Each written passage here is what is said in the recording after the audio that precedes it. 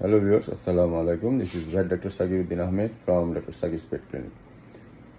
আমরা আজকে একটা মজার বিষয় নিয়ে আলাপ করব এবং খুব গুরুত্বপূর্ণ, সেটা হলো যে পেট নিউট্রিশন বা পোষা প্রাণীর নিউট্রিশন। আমাদের এই ডক্টর সার্গিস পেট ক্লিনিকে আমরা নর্মাল যে কনসালটেশন হয়, পোষা প্রাণীর কনসালটেশন, সার্জারি, ভ্যাকসিনেশন, এগুলোর বাদেও আমরা যে জিনিসটা করে থাকি যে আমরা পুষ্টি রিলেটেড সাপোর্ট দিয়ে থাকি এবং পুষ্টি রিলেটেড কনসালটেশন আমাদের এখানে হয়ে থাকে। এটা খুব জরুরি একটা বিষয়। বর্তমানে পেট ইন্ডাস্ট্রি আমাদের দেশে ধীরে ধীরে অনেক বড় হয়ে যাচ্ছে। শুধু যে ঢাকা শহর তা না, ঢাকার বাইরেও অন্যান্য শহরগুলোতেও এই পোষা প্রাণী পালার ট্রেন্ডটা আসতেছে এবং এটার মধ্যে এই পোষা প্রাণীদের রোগবালাই এবং এগুলো নিয়ে ভালো ভালো চিকিৎসা চলছে এবং এই পোষা প্রাণীর ইন্ডাস্ট্রিতে যা যা প্রয়োজন, যেমন অ্যাক্সেসরিজ, ফুড, অনেক কিছু এখানে অ্যাড হচ্ছে। তো সাইড বাই সাইড এই পোষা প্রাণীর যে নিউট্রিশন, এটা নিয়ে কিন্তু একটা গুরুত্ব দেওয়া প্রয়োজন, যেটা আমরা অনেক আগে থেকে আমরা এটা করে আসছি। আমরা যেটা করি যে আমাদের প্রতিটা রোগী ডিজিজ ডায়াগনোসিস এবং সেটার যে কনসালটেন্সি যেটা দেওয়া হয়, সেটার সাথে সাথে যদি প্রয়োজন হয় যে নিউট্রিশন রিলেটেড সাপোর্ট দেওয়া, সেটাও আমরা সেটা করে থাকি। তো আজকে সেই বিষয়টা নিয়ে আপনাদের সাথে একটু আলাপ করব। সেটা হলো যে আপনারা সবাই যা পালছেন, কুকুর, বেড়াল, র্যাবিট, গিনিপিগ, তারপরে টার্টেল, হ্যাঁ, তো সব সব প্রাণীরই পুষ্টির একটা বিষয় আছে। মানুষের যেমন পুষ্টির বিষয় আছে, ওদেরও পুষ্টির বিষয়, ওদেরও সুষম খাবারের একটা প্রয়োজন হয়। তো সেই কারণেই আমরা আপনাদের কাছে আজকে একটা বিষয় জানাবো যে কুকুর, বিড়াল, র্যাবিট এবং অন্যান্য প্রাণীগুলোর যে পুষ্টি যে বিষয়টা, এটা খুব ভালোভাবে আমাদেরকে নজরে রাখতে হবে এবং খুব কেয়ারফুল হতে হবে। আজকাল অনেকেই দেখা যায় যে এই পোষা প্রাণীর নিউট্রিশন নিয়ে নানান ধরনের কথা বলে এবং অনেক সময় দেখা যায় যে পোষা প্রাণী যে ওনারদের সরলতার সুযোগ নিয়ে অনেকেই মিসকনসেপশন তৈরি করে। এখন দেখা যায় ব্যালেন্স ডায়েট, এই ব্যালেন্স ডায়েটকে বলে মানুষকে যে ব্যালেন্স ডায়েট হচ্ছে না, এই জন্য এটা করতে হবে, এটা খাওয়াইতে হবে, ওইটা খাওয়াইতে হবে। তো আমি মনে করি যে একজন অভিজ্ঞ ভেটেরিনারি ডাক্তারই আপনাকে সহায়তা করতে পারে যে আপনার অ্যানিমেলের নিউট্রিশনটা কী প্রয়োজন এবং কিভাবে সেটা মেনটেন করতে হবে। আমরা আপনাদেরকে বলবো যে আপনারা খেয়াল করবেন যে আপনার পোষা প্রাণীর খাবারের সাথে এমন কোনো কেমিক্যাল কি যাচ্ছে যেটা কিনা ওর জন্য ক্ষতিকর হতে পারে, ওর ক্যান্সার হতে পারে এরকম উপাদান, বা ও অসুস্থ হয়ে যেতে পারে এরকম উপাদান। আমরা আমরা ডক্টর সার্গিস পেট ক্লিনিক থেকে আমরা সবসময় যেটা বলি যে খাবার যে ব্যালেন্স হতে হবে সেটা ঠিক আছে, কিন্তু ব্যালেন্স হতে হলে এটা ন্যাচারাল কিনা এবং তার এই খাবারটা তার বডিতে লং টার্ম কোনো ইফেক্ট দেখা দেবে কিনা, সেটা আমরা কী বলে এনশিওর করার জন্য বলি। আপনাদের অবশ্যই খেয়াল রাখতে হবে যে পোষা প্রাণী, কুকুর, বিড়াল, র্যাবিট, এসবই আপনারা যেই বিষয়গুলো খাওয়াচ্ছেন, যেই পুষ্টি উপাদানগুলো দিচ্ছেন বা যে খাবারগুলো দিচ্ছেন, সেগুলো মানসম্মত কিনা এটা একটা বিষয়, এবং এটাতে কোনো প্রিজারভেটিভ ইউজ করা হচ্ছে কিনা, যেই প্রিজারভেটিভগুলো ব্যবহার করা হচ্ছে, যেমন সাধারণত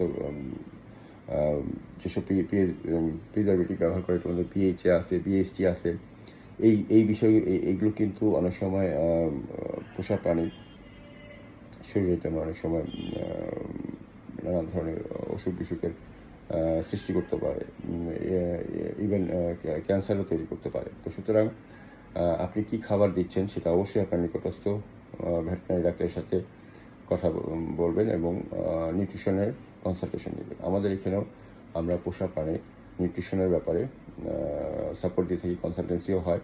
তো সুতরাং আপনাদের পোষা প্রাণীকে যে খাবারটা দিচ্ছেন সেটা তার জন্য সেফ ফুড কিনা সেটা আপনাকে এনশিওর করতে হবে। আর একটা বিষয় হলো যে আজকাল দেখা যায় নানান ধরনের খাবার চলে আসছে এবং পোষা প্রাণীর খাবারটা একটা বিশাল ইন্ডাস্ট্রি সারা ওয়ার্ল্ড ওয়াইড। এগুলোর মধ্যে কী বলে, ভালো মন্দ তো অবশ্যই সব জায়গাতে যেমন ভালো মন্দ আছে, ওগুলোতেও একটা ভালো মন্দ একটা বিষয় থাকে। তো সেই জিনিসগুলো সেগুলোর ব্যাপারে নিউট্রিশনাল আসপেক্টে যে কনসালটেন্সিগুলো সেগুলো অবশ্যই করা দরকার। এখন সময় এসেছে যে পোষা প্রাণী, মানুষের মতো পোষা প্রাণীরও নিউট্রিশন নিয়ে বা পোষা প্রাণীর যে নিউট্রিশন সেটা নিয়ে কথা বলার সময় এসেছে, এবং অনেক সচেতন পোষা প্রাণীর ওনার এখন চাচ্ছেন যে তার অ্যানিমেলটিকে, কুকুর, বেড়াল বা র্যাবিটটিকে বা পাখিকে তারা যে নিউট্রিশনটা দিচ্ছে সেটা ঠিক আছে কিনা বা সেটা কীরকম হওয়া উচিত, এই বিষয়গুলো। তো এছাড়াও আপনারা আরেকটা জিনিস খেয়াল রাখবেন যে এই যে বিভিন্ন খাবার আমরা দিচ্ছি, এই খাবারগুলোর মধ্যে এরকম কিছু কেমিক্যাল থাকে যেগুলো কিনা যেমন পিএফসির মতো একটা এটা থাকতে পারে, থাকলে তখন সেটা ক্যান্সার ফর্মিং হইতে পারে। তারপরে লেড থাকে, অতিরিক্ত লেড থাকলেও এটা সিগারেটের চেয়েও ক্ষতিকারক একটা হ্যাভি মেটাল, সেটা আপনার পেট ফুডে আছে কিনা সেটা আপনার পরিষ্কার করতে হবে। তারপরে বিপিএ নামে একটা প্লাস্টিক টক্সিন আছে, সেটা কিন্তু খুবই মারাত্মক, সেগুলো সাধারণত বিভিন্ন খাবারে থাকে। তো এই জিনিসগুলো কোনটাতে থাকে এটা ঢালাওভাবে বলা যাবে না, সেটা হলো কোথায় থাকে সেটা ভেটেরিনারি ডাক্তারে আপনাকে অ্যানসার করতে পারবে। আমাদের এখানে doctor service pet clinic and research সেন্টারে আমরা অ্যানিমেল নিউট্রিশনের ওপর কনসালটেন্সি দিই। সুতরাং আপনার আদরের কুকুর, বেড়াল, র্যাবিট, পাখি এগুলোর নিউট্রিশনের কনসালটেশনের জন্য আপনারা আমাদের সাথে যোগাযোগ করতে পারেন। আমরা যেটা এনশিওর করি যে সুষম খাবার এবং এটা যেন ন্যাচারাল হয় এবং এটা যেন তার জন্য সেফ হয়।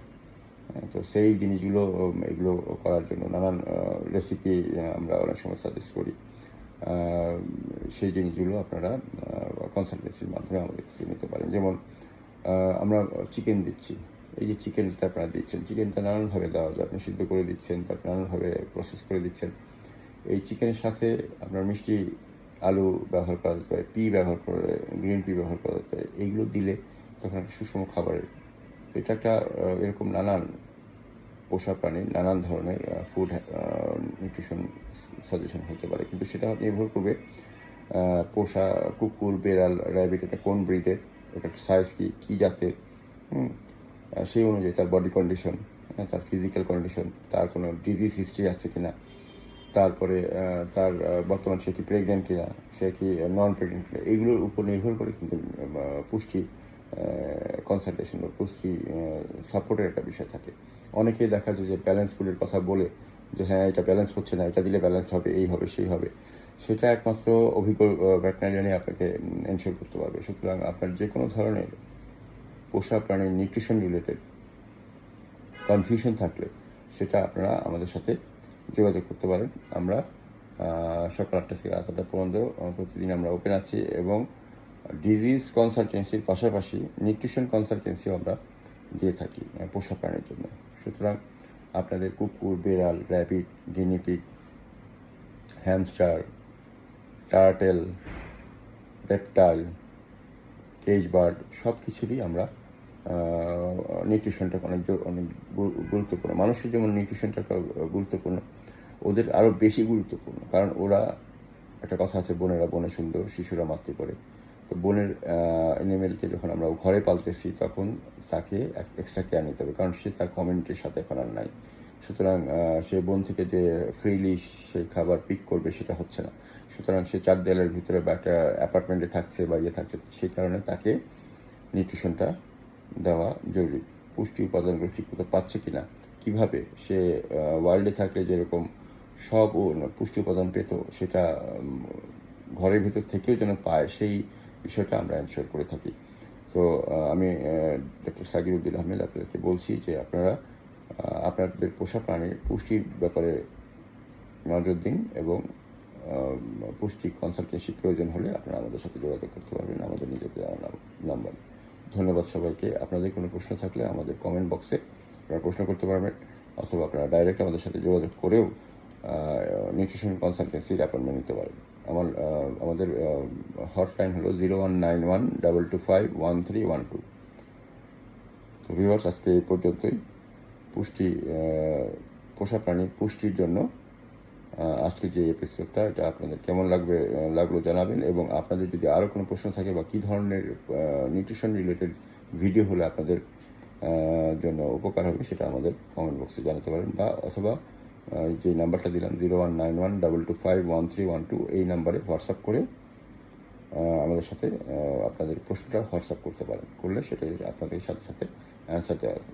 ধন্যবাদ সবাইকে। আসসালামু আলাইকুম।